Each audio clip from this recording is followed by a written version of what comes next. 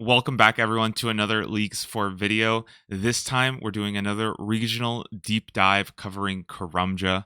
Last time, we had the Mistalin guide, where we basically went through everything you could find in Lumbridge and Draenor and Varrock, all that good stuff. This is basically the second half of the starting region Karamja, because you will have this auto-unlocked from the start of the game, or like very, very early. Obviously, we don't know for sure, but Karamja, you basically get this as like a free unlock. Now, the reason why Karamja is kind of free is because it's a pretty small zone, but it's not about how big the zone is, it's what you can do with it. And I'm telling you guys, there's a lot of really cool stuff to do in Karamja, a lot of really cool tricks, and some very easy tasks that you're going to be able to complete here as well. As I do more of these videos, I'll also be bringing in some more league specific information that's maybe not just regional specific, but just going to help you throughout your league's journey. In particular, in this video, we'll be covering shops a little bit later because those operate a little different in leagues compared to what you might be used to in the regular game. So what does Karamja cover? Basically, we got this kind of entire play area right here, like Musa Point, where you'll get to from, you'll actually be able to teleport here. You won't, because you won't actually have Port Sarim unless you have Asgarnia. It's going to have all of Brimhaven, this entire island of Karamja, including Shiloh Village, Taiba One-Eye, and you'll also have Crandor as well. Dragon Slayer 1 is auto-completed when you start the game because that's a Mistalin unlock. So you'll be able to go here and get some of these rocks. You know, got some coal, some mithril, some adamant rocks, you know, some good stuff on Crandor. And I doubt there's going to be that much competition for these rocks compared to some of the other places. We can also bring up the underground portion of Karamja, which is surprisingly big as well. We've got this entire Brimhaven dungeon, which includes some of the Slayer monsters that you'll be unlocking in Karamja. Karamja adds the following Slayer tasks to your possible list: Fire Giants, Iron Dragons, Steel Dragons, Greater Demons, and you can also get Harpy Bug Swarms, although that's going to require level 33 Slayer. You'll also be able to get TzHaar from the TzHaar City, which we'll talk about in just a bit. But you also have the Agility Arena available, and here's that path to Crandor past Elvarg. Remember, Dragon Slayer 1's unlocked, so you'll be able to go here. Some lesser demons, so you can fight here, red spiders, things like that, right? So here's another good spot for lesser demons if you wanted to kill them. And of course, you have TzHaar City, which we'll cover a little bit more in depth. But you'll have access to this, the Fight Caves, the Inferno, all that good stuff. As for quests, you'll have Jungle Potion and Shiloh Village auto-completed, which means you'll have access to Shiloh Village right from the start. You can get here by using the cart service. It's like 200 gold until I think you complete the Karamja Diary 1, and then you'll be able to get there for free.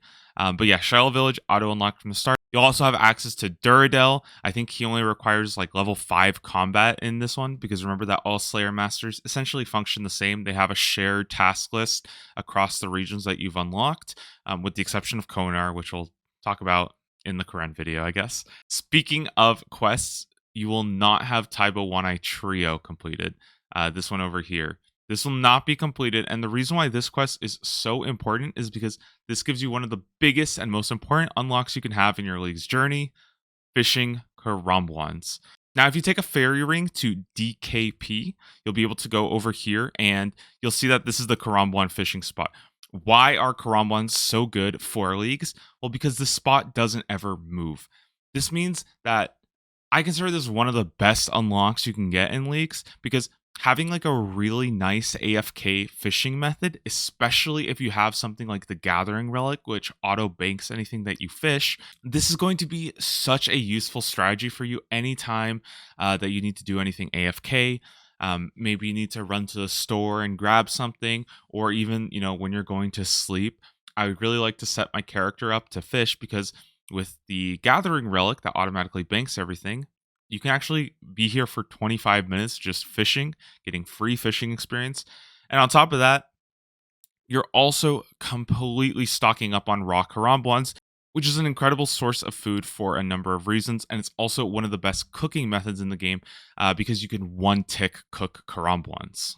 Now, this is by no means necessary, but if you'd like, you can do this, where you cook Karambwans every single tick. You just hold down 2. It's very similar to how you would do like bones over in the Chaos Altar. You just click. This is really, really fast cooking. And of course, Karambwans are also very good because unlike most foods, so let's say I have some sharks here, right?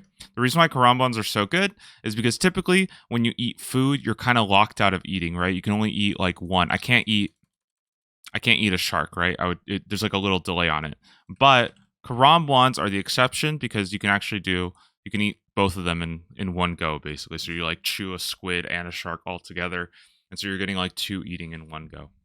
While we're on the subject of fast cooking, you can also drop like a whole inventory of fish and then just pick it up. Pick, click, pick, click, pick, click. This is like a faster way of cooking. It's just something I wanted to add in while we're on the subject. I like to do this just to speed up some of the early game cooking. You can do this in leagues as well. So you might be wondering, how can I actually go ahead and fish these Karambwan? Why is Taibo One-Eye Trio even brought up at the beginning? First up, you're going to need 65 fishing for this anyways. So, before that, there's a lot of options. Probably the best one is, of course, going to be fly fishing in Shiloh Village. It's super close to a bank. You just bring some feathers and go nuts, run to the bank. This is a really easy way of getting your fishing up. But once you're at 65 fishing Karambwans is freaking awesome. It's really, really good. Gives you a ton of food. And for Taibo One-Eye Trio, although the requirements are a bit more challenging to fully complete, you're only going to need level 5 fishing to actually get the section done. That gives you the ability to go ahead and fish them. So that means that, once you have level 5 fishing, it'll take you like 5 minutes and you can go ahead and start fishing these anytime that you're AFK, as long as you have 65 fishing, of course. Oh, and before I forget to mention, I'm going to have to edit this back in, but the raw Karambwanji, this is the bait that you use to catch the raw Karambwans. They're very easy to get. You're just going to need a small fishing net, which you can take over to this little lake right here with the Karambwanji. It's super easy. They move every now and then, so it's not as AFK, but you can get like a couple hundred, maybe even a couple thousand in like half an hour, and then that's good for like however many days of Karambwans you want to be fishing for. Karambwanji are also really nice because it's a stackable source of fish. So if you have a cat that you're getting like leveled up and I guess waiting for it to grow, you can use raw Karambwanji to save you the inventory space to feed it. However, obviously we want to be able to cook them as well, and that's where it gets a little bit more complicated. In fact, it is quite a difficult procedure because we're going to need a couple items that are not so easy to acquire as an Iron Man. And so I have made this incredibly difficult to read infographic, The Quest for Karambwans, because completing the whole quest and getting a cooked Karambwan is a bit of a task, okay? And I wanted to go through all the possibilities that I have personally found in case you're curious and you're batshit crazy like I am before Leaks comes out. If you don't care about this and you're just going to do this on your own time, feel free to skip ahead. As always, all the sections are in the description with like the chapters and timestamps, so you can just skip ahead or come back to it because my videos tend to run on the long side. Okay, so the quest for Karambwan. Completing Taibo One-Eye Trio requires 2 items that are not very easy to get. We need an Agility Potion 4, and we need an Iron Spear or better. So let's start with the left half first. How do we get an Agility Potion 4? Well, probably the easiest way, the most simple way, is the Dr. Jekyll event. If you give Dr. Jekyll an Irrit Leaf, he gives you an Agility Potion, right? Very simple.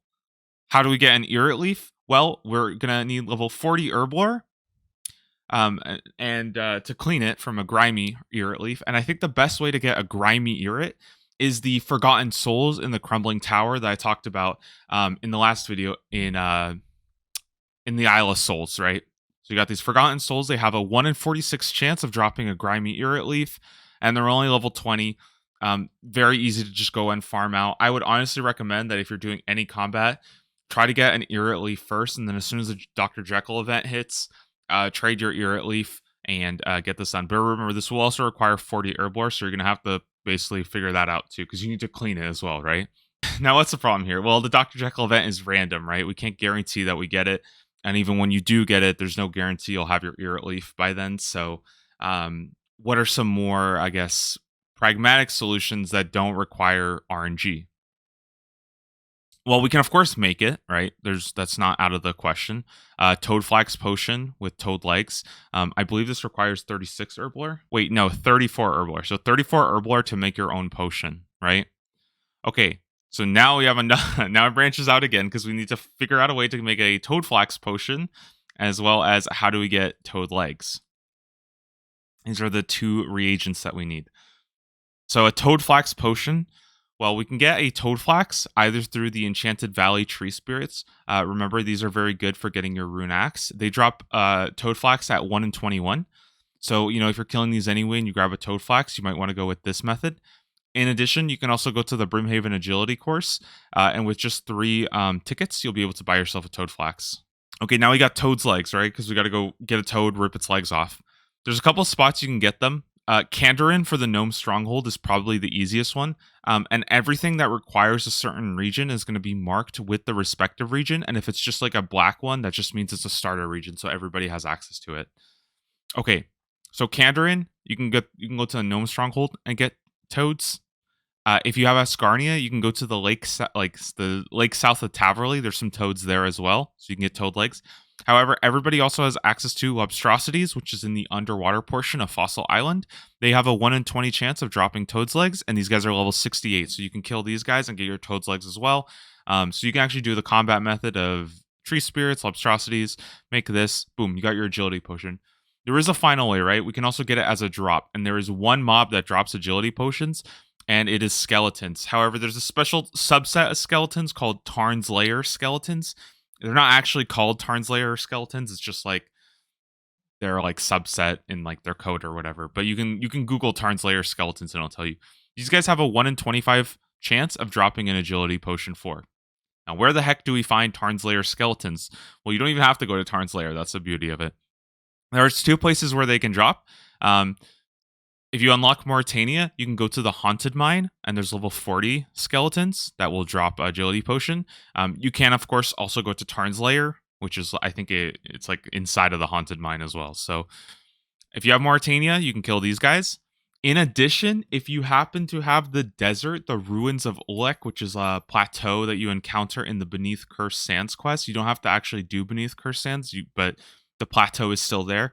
It has level 77 version of these guys, and they will also drop it at a 1 in 25 chance. There's also level 81 versions, I think, in the desert. They will also drop it as well. But basically, I'm just giving you guys the minimum level to kill them. So that's how you get your agility potion. And kind of the cool thing about the Tarn's Lair skeletons is that they also drop an iron spear, which is the second component that you're going to need to complete this quest. There's a couple other items that you need, but these are the 2 big ones that are hard to get. So if you have the combat level, I would definitely advise to do this because they have a chance of dropping the Iron Spear, also at a 1 in 25 chance. Okay. How else can we get the Iron Spear? Let's say we got the Agility Potion through the Dr. Jekyll event. Let's say you don't have the combat level to kill these guys. Hobgoblins are great. They're a very easy way of getting a spear. They can drop either an Iron Spear or a Steel Spear at a 1 in 64 chance. So combine that's a 1 in 32 chance of getting a spear. And these guys are in a couple of areas. You got a bunch of them in Karamja, including including south of Taibawanai. There's some. I think there's also some on Crandor. But you can also find them in Edgeville Dungeon, so that's like a super easy place to get them. Hobgoblins are kind of everywhere, and these guys are level 28 or 42. Very easy way of getting your spear. If for some reason you can't do combat, maybe you're like a 0 combat account or something, you can also do Barbarian Smithing and Kandarin to get your Iron Spear. Not very high requirements, but obviously it requires Kandarin, so I can't really guarantee this for everybody. And that's basically our puzzle on how we complete Taibawanai Trio as an Iron Man. Get your Agility Potion through either Jekyll, creating it on your own, or as a drop, and then you get your Iron Spear either as a drop or through Barbarian Smithing. And with those in hand, you should be able to get all the other requirements that you need to complete Taibawanai Trio, and then you can start cooking the Karambwans and getting some crazy experience as well as getting some food. Okay, hopefully some of that made sense, and we can move on. All right, moving along. So I wanted to talk about TzHaar City. This is one of the most important, parts of Karamja, or Moral Wreck. So from the beginning, you'll have access to that first area, which has, a furnace, some silver and gold rocks.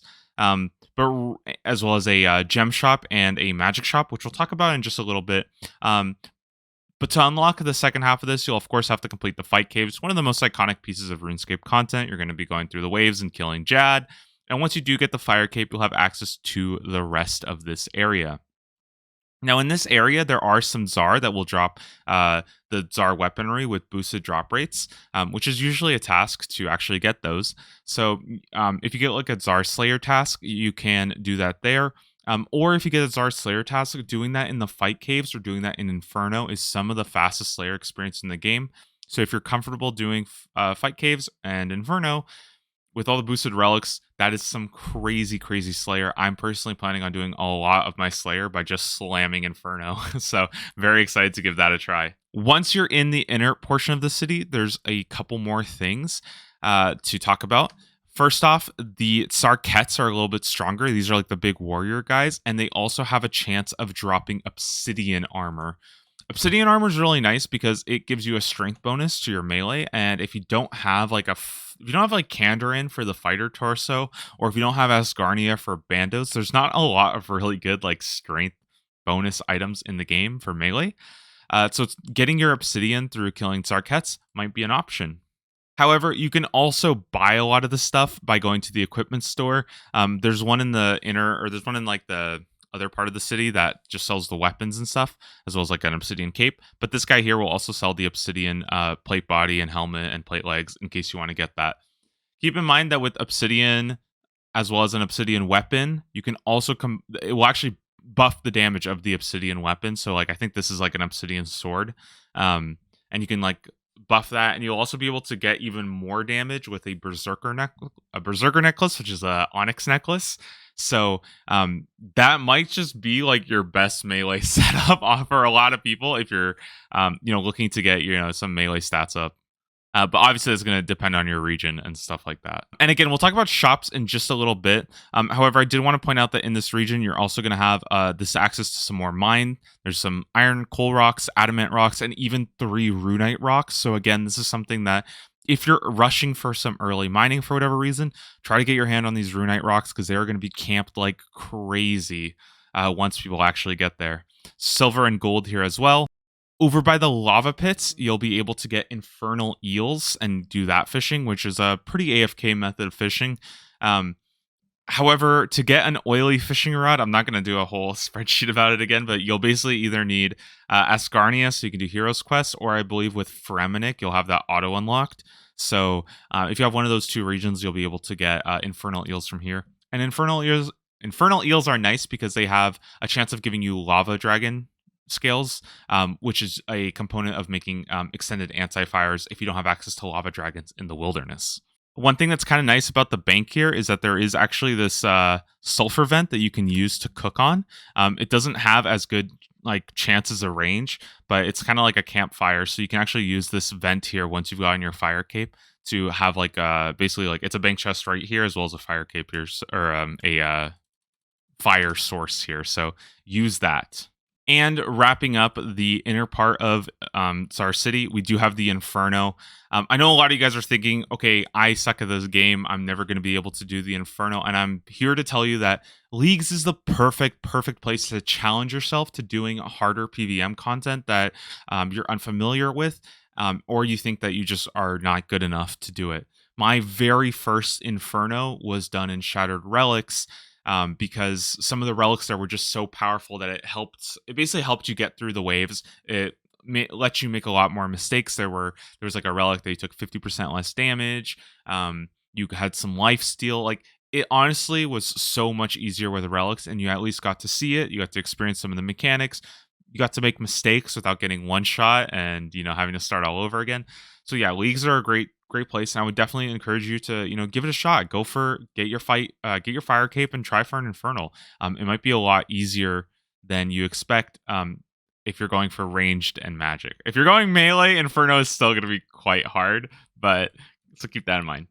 I actually got my Infernal Cape in the main game just like less than a month ago, and I think one of the biggest things that contributed to that, to my like success, I guess, was the fact that on leagues I got to see what triple Jads and Zuck are like.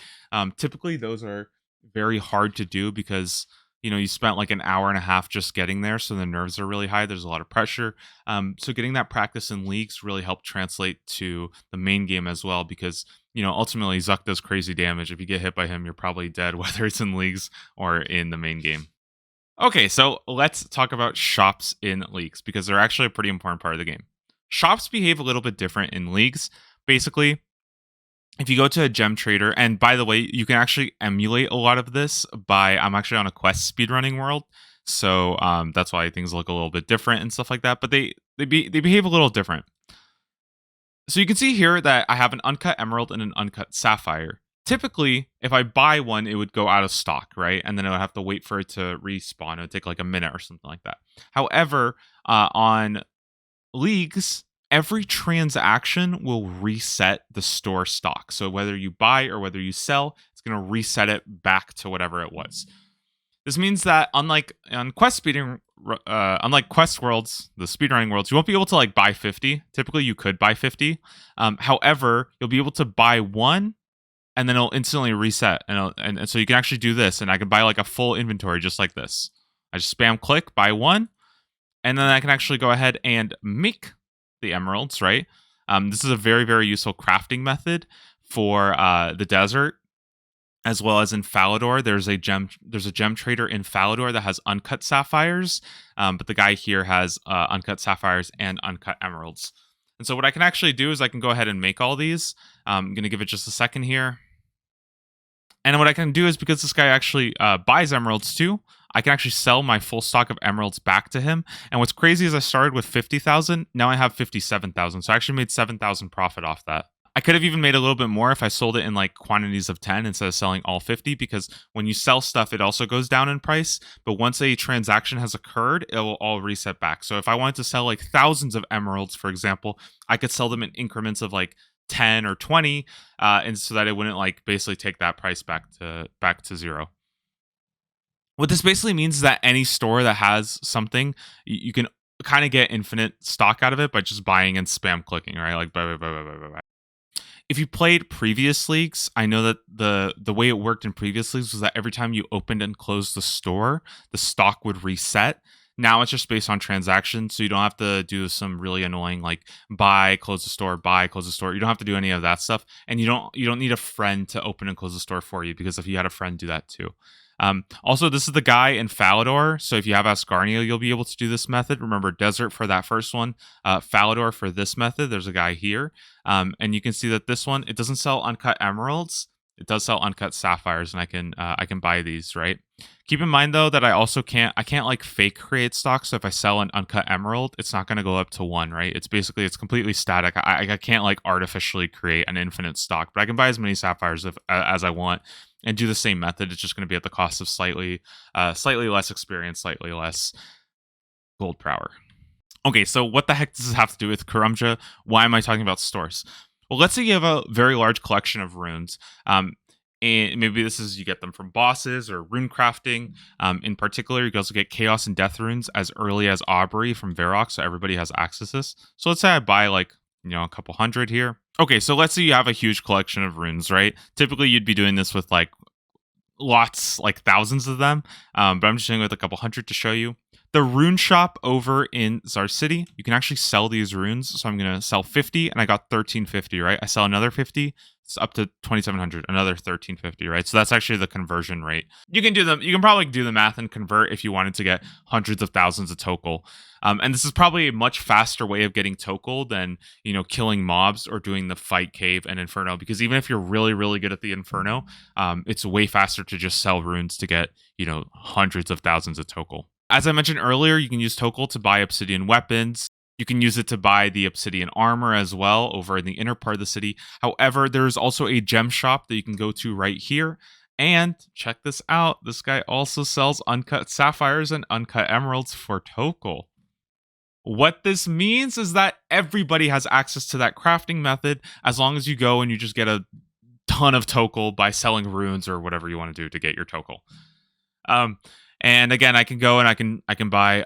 You would only be able to buy one at a time. Remember, you can't buy 50 because it's going to be capped. But I can buy a whole bunch of these and do the same method, right? I can start cutting them. You might also realize that there's also onyx bolt tips available, as well as an uncut onyx for 300,000 Tokkul.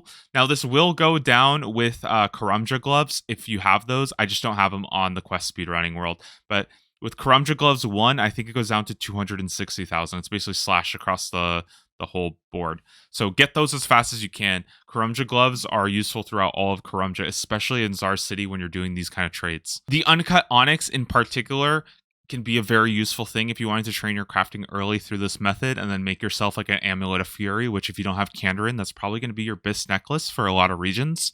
It can also be, the onyx it's really, really useful. So if you need to get an early onyx, get it through here. There's also usually tasks associated with that as well. And that's how you're going to go ahead and do that. Also keep in mind that like I made all those emeralds. I can't actually sell them back. This guy doesn't accept emeralds. They only accept uncut emeralds for Tokkul. So if I wanted to do this method, I would basically have to run to like the bank here or use like last recall or something to bank all my emeralds, come back and then rinse and repeat. And then eventually you could go ahead and take all of those emeralds and sell it to any of the gem trader. There's quite a lot of them. So of course we already mentioned the gem trader in the desert as well as in Falador. However, there are other places where you can sell cut gems, such as Prif. There's a gem trader there. Ardoon, there's a gem trader, and in Karend, in the Karend market, there's also a gem trader available.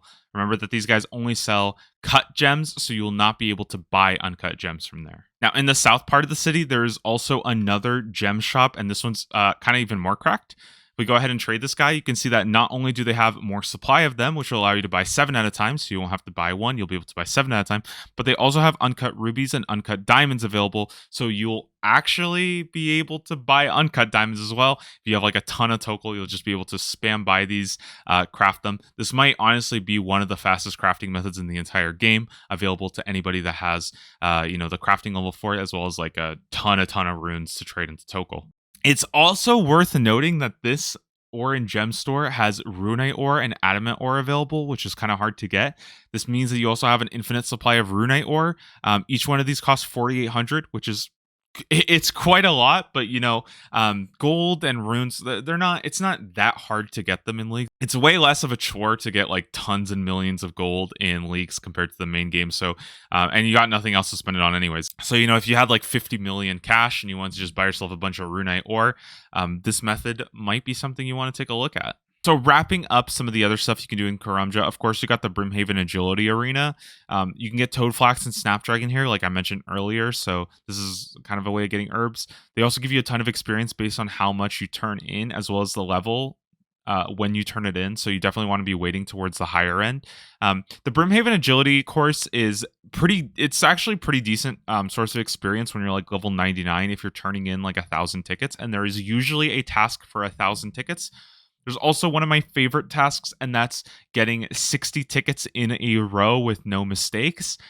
This only takes an hour of gameplay, and it's usually quite a lot of points. I really like this task because it requires you to play well. You got to stay focused. You can't just leave and stuff like that. But in that hour, if you are able to get it with no mistakes, it's very, very point efficient. It's one of the best tasks that's like kind of difficult and worth a lot of points so you can get out of the way early.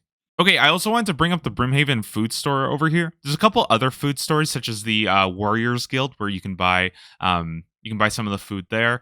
Personally, in Kandarin, I'm going to be using the Gnome Stronghold and buying food there. And also, somebody mentioned this in my last video on Mistalin. You can buy jugs of wine from Drainer Village. So if you're not training attack because they lower your attack level, jugs of wine from the Drainer Village are super, super cheap. Very nice source of food for Ironman.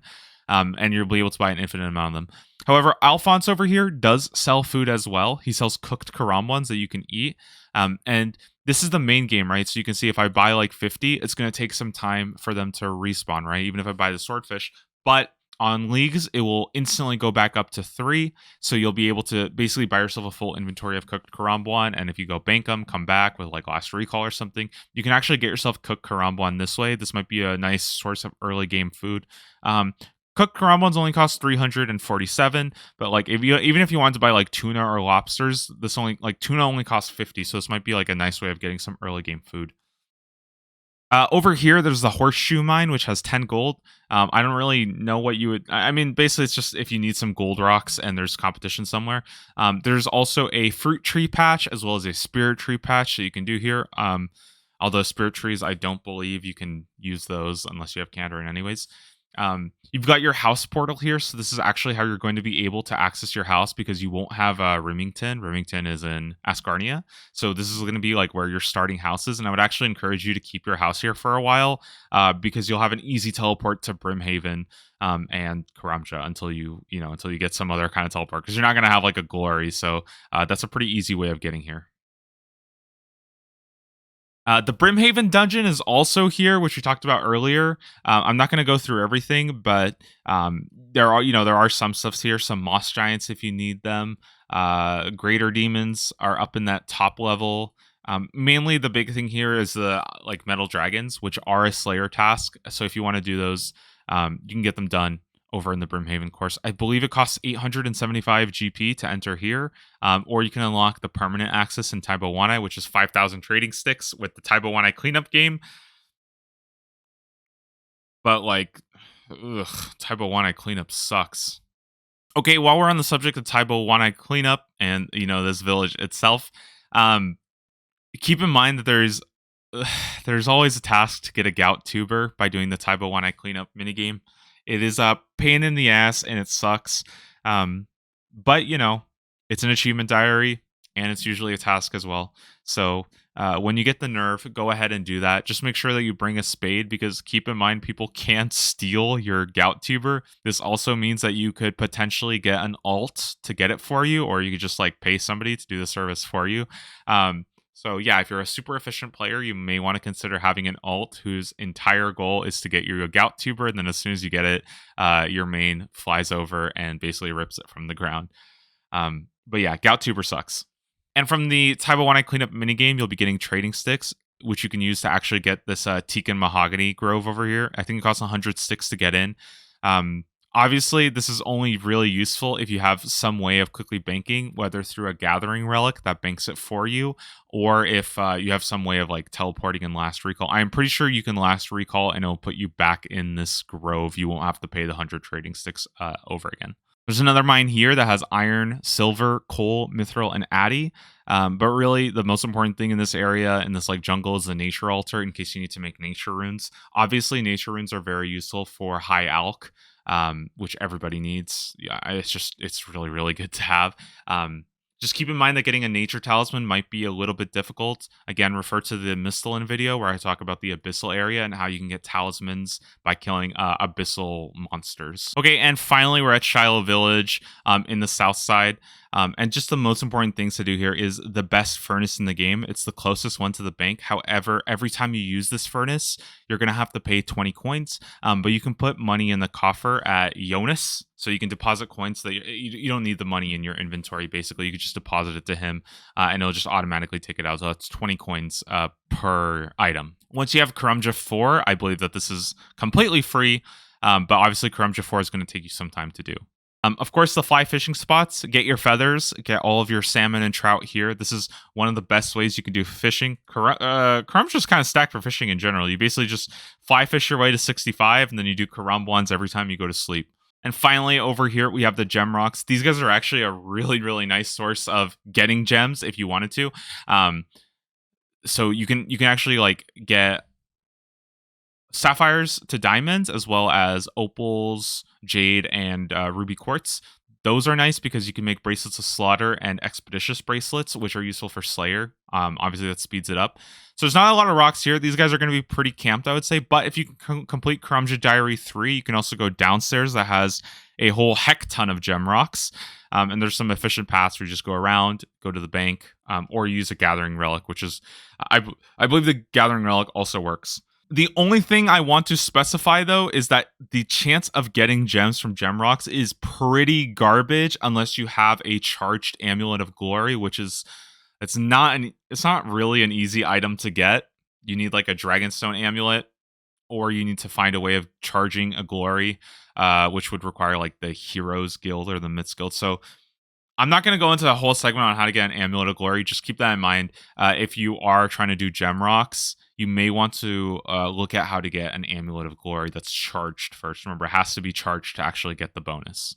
All right, and I think that is actually all for Karamja. Again, um, it's a it's not the biggest zone, but there's actually a lot of really cool stuff that you can do there. There's of course a lot of other content, like there's like some hunter, you can do some groks. There's like some jokers you can kill, but I don't really want to go into too much depth about every little thing. I kind of want to focus on the big stuff, the stuff that's going to be very impactful for League specific, as well as like Iron Man specific stuff, and then just some of the general like big pieces of content that I would encourage you to try out in each region. Thank you guys for watching. The support with the region guides was a lot more than I expected. I thought they would actually be kind of boring, but it seems like a lot of people like the deep dive into every single zone, not just like a shallow overview of all the content. So we're going to keep making them. A lot of people have requested Karend as the next one, which is that's a lot of content to go through. I'm not even sure how I really want to do the Karend video. But yeah, Karend is probably going to be next. I'm going to basically be covering everything in Zaya from Chambers to Wintertodd. A lot of content to go through there. And as always, guys, thanks again for the support. It's been phenomenal. And I can't wait for Leagues 4. We're it's right around the corner now. Thank you guys so much for watching. I'll see you in the next video.